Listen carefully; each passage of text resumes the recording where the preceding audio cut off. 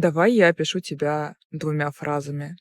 Когда все плохо, ты зажимаешься, а когда все замечательно, ты не умеешь радоваться и чувствовать эту эмоцию. На самом деле такие вещи происходят, когда человек очень долго выживал, находился в режиме выживания, поиска просто базовых вещей для себя.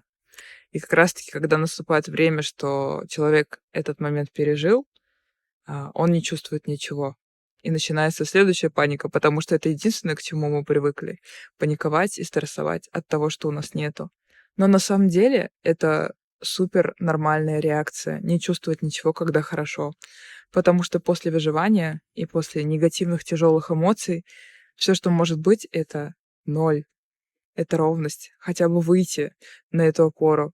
И только когда вы научитесь оказываться в спокойствии, в безэмоциональном состоянии, тогда может у вас появиться радость, ощущение радости, просто кайф от момента.